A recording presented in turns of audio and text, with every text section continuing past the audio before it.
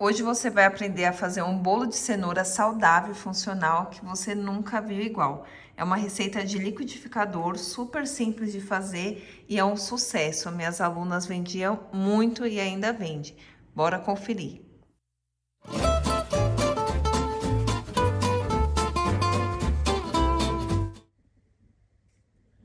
Pessoal, antes de começar a receita, eu quero falar um pouquinho sobre o custo, porque normalmente as pessoas pensam que um bolo saudável é super caro.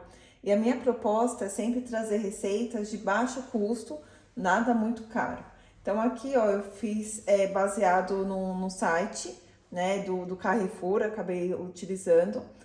E aí o custo deu R$ 8,64. Esse mesmo bolo eu posso estar fazendo inteiro, posso fazer nessas embalagens para estar vendendo, nas marmitinhas, aquelas individuais. Nas individuais, essa receita vai render 6 unidades e o custo sai por R$ 1,44 sem a embalagem. Aí vocês vão estar adicionando a embalagem e a cobertura. Então, só para mostrar como é um bolo barato e vocês vão ver que é muito prático de fazer. Receita de liquidificador. Então, a gente vai começar colocando os ovos. Importante ter a balança, tá? Para ficar tudo bonitinho, certinho. Aqui o óleo e a cenoura. E agora a gente vai bater até que fique líquido. Não pode ficar com pedacinhos de cenoura.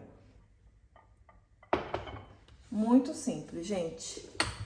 Olha, quanto tempo eu vou ficar batendo aqui? Na verdade, não tem um tempo certo, depende muito do seu liquidificador.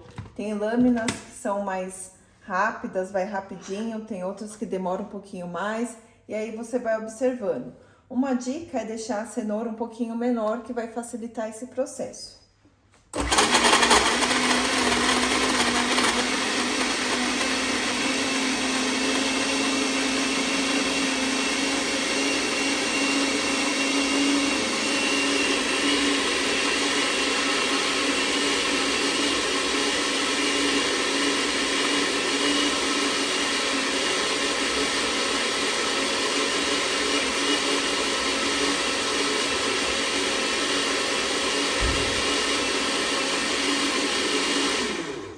Prontinho, ó. Agora eu vou estar colocando aqui o açúcar.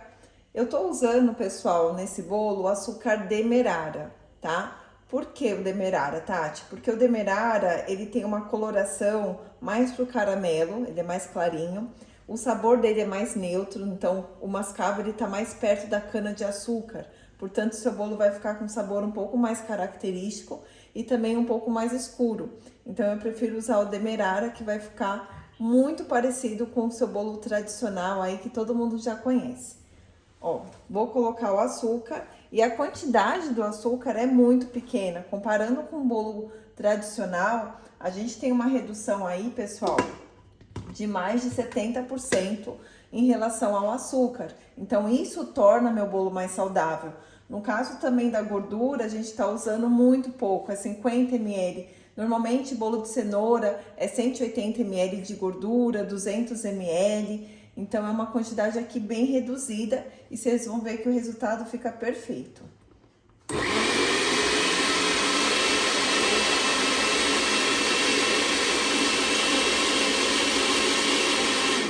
Aqui é bem rapidinho, é só para misturar. E agora a gente vai colocar o que? Os farinhaços. Neste caso, eu tô usando a aveia. Quem me conhece, as alunas já sabe que eu sou fã da aveia, gosto muito de trabalhar com ela.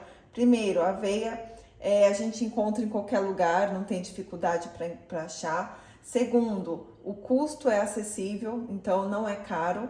Terceiro, não dá sabor residual, tá? Então eu posso estar utilizando a aveia e ela não traz nenhum sabor. E fora que ela tem a beta-glucana, que é considerada funcional, super saudável aí.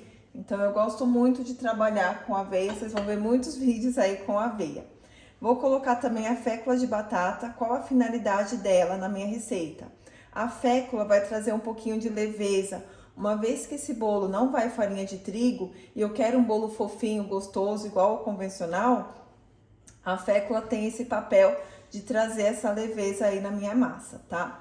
Então, a gente vai colocar aqui também.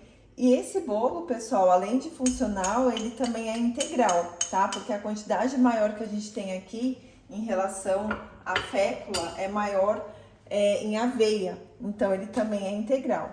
E agora a gente vai bater novamente.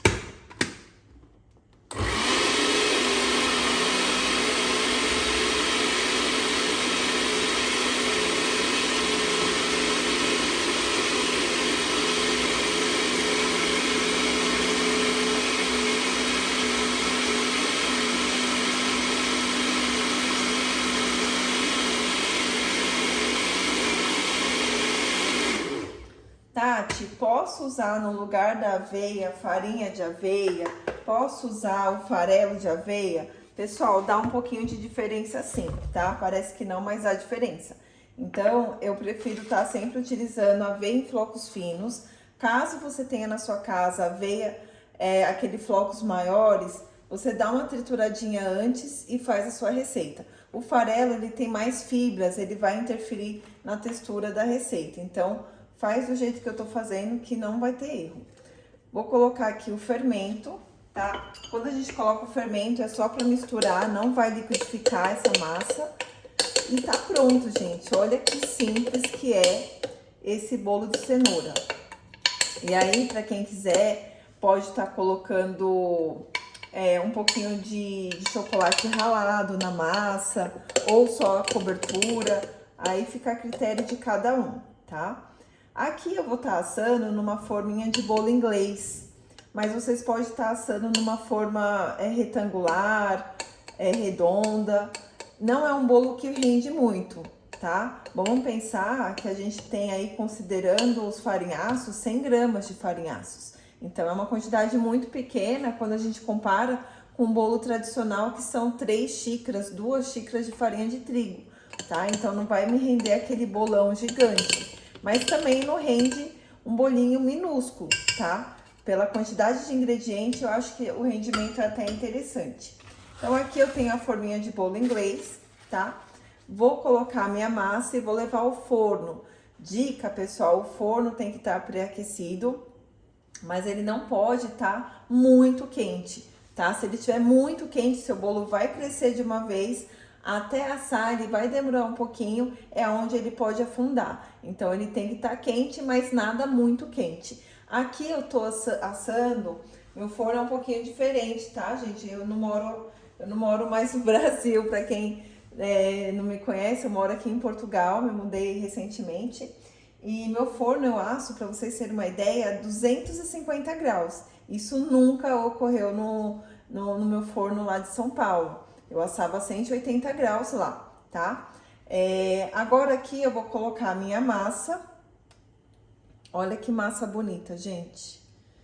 Vocês não têm noção do sabor. Não deixe de fazer essa receita que, assim, é uma das mais vendidas, tá?